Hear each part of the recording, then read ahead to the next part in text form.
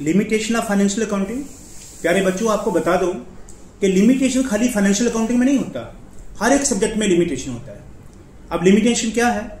Financial accounting का limitation point 1 आ गया, it record only monetary transaction. ये सबसे बड़ा लिमिटेशन है। ये कोई भी बिना मॉनेटरी ट्रांजेक्शन के रिकॉर्ड नहीं करता। आप किसी ट्रांजेक्शन को किलोमीटर में, किलोग्राम में, लीटर्स में ये रिकॉर्ड नहीं करता।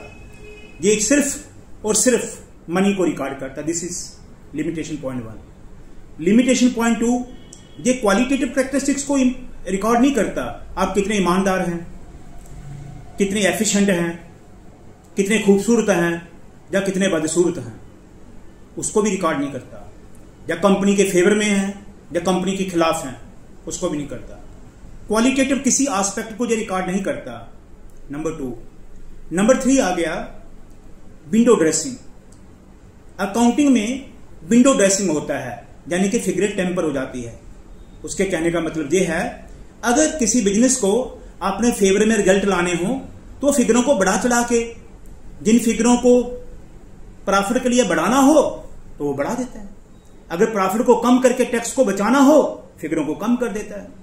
सो इसमें टेम्परिंग का स्कोप रहता है, उसको बोलते हैं विंडो ड्रेसिंग।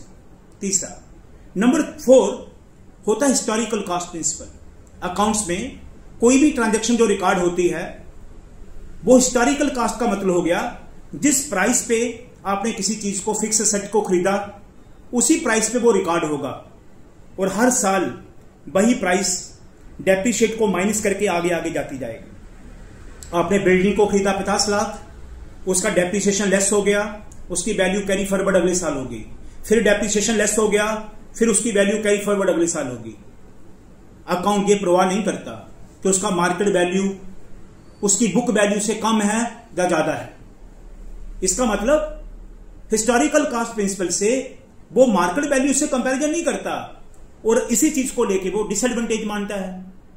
डिसएडवांटेज हो गया कि उसकी बुक की फिगरें मार्केट वैल्यू से मैच नहीं करती। ये हो गए इसके 4 मेन डिस्टिंक्शन या main point of limitations of accounting.